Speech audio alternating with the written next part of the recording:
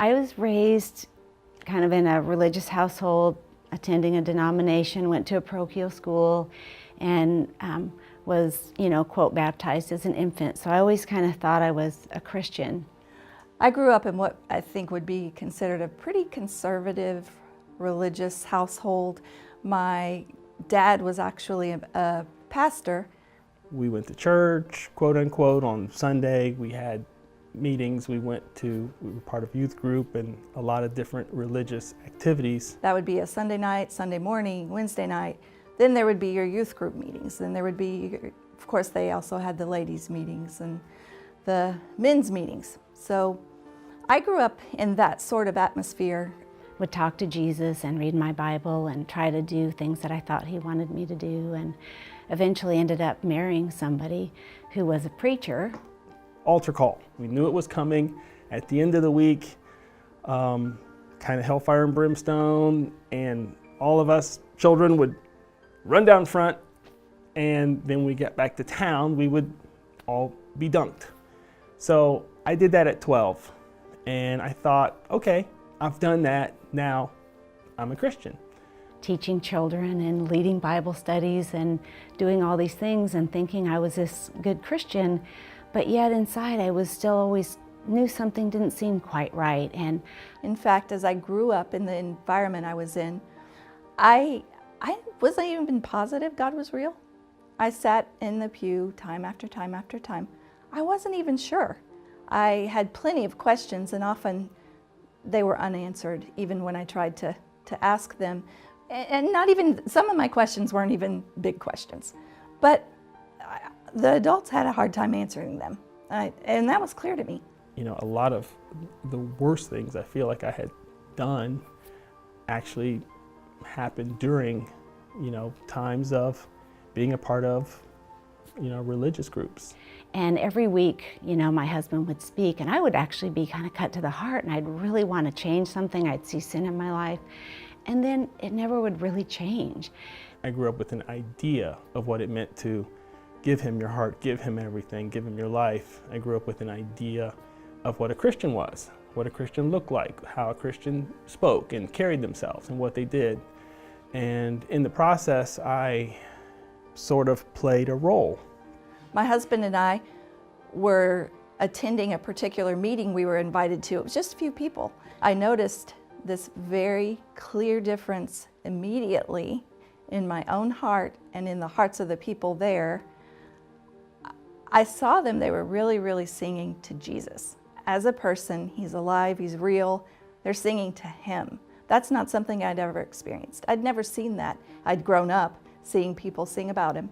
See it sitting beside a lady, trying to learn how to sing alto better. I thought I was, with what I knew at the time, I felt like I was sincere, but it wasn't until I really met and got to know people that really knew Jesus and really loved him to see that there was definitely something missing, and it was everything.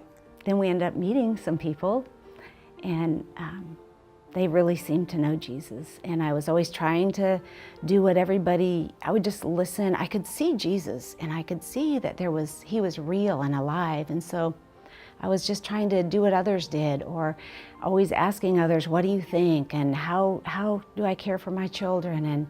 But I just never had that inside of me. I was always having to look to somebody else. I remember kind of the moment sitting in a living room with a lot of other people, and I know one other person saw me that day and recalled later that I wondered what was going on with you when I realized I haven't given Jesus everything. I'm holding back. Something really happened in my heart. I was very, very convicted, actually. I even asked my friend to leave earlier because I just felt this intense conviction about my own life, my own heart. Who was I? What was I doing? Where was I going? Had all these questions running through my head, and walked out. That's not me. I don't relate. I don't really have that relationship with him. That I realized that I don't know Jesus. It had probably been 20 years since I had, quote, been baptized, and thinking I was a Christian and talking to God and doing things that I thought would please him. And finally one day some people got together and flat out told me. I hadn't given him everything. There were things that I was holding on to. There were things that I had held back. And it was very difficult, but also very freeing, because then I could begin to really search for him in a real way.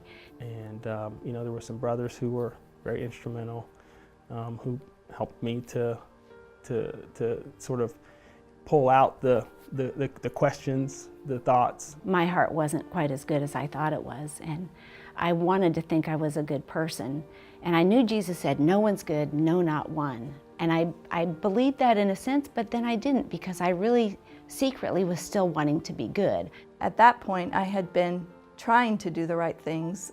I was trying to read my Bible, I was trying to go to services and do all the right things, but just that moment in time showed me that there was a lot more. But I was reading one day, and he talks in there about you search the scriptures, trying to find life, but yet you don't come to me. And it just, all of a sudden, I just realized that's what I've been doing. I've been trying to find this verse or that verse, or believe this verse enough, or obey enough, and not coming to Jesus. And after that, I just realized he was there. I had known it before, but something just changed, that he was there as a real person who loved me and just wanted me to trust him. And it was October 4th, I was baptized and gave Jesus my life. And so I bowed my knee to Jesus, for real. I had been dunked when I was younger, but for real. I gave my life to him and told him I wanted him to be Lord of my life. I started looking to the person of Jesus, and he did bring me to himself. And it's been an adventure ever since, but no looking back. Jesus is the answer, has the answers, is the answer. I'm so undeserving for his care, his creativity, his love, his mercy for me. I'm so thankful that he put me in a place to know people that love him, to be able to change direction. You never know him until you let go of religion and your own self and just come to the person of Jesus, knowing that he's everything and you can do nothing to make yourself worthy. It's a different life. It's a life I'm very thankful for. Very thankful for everything that he's done.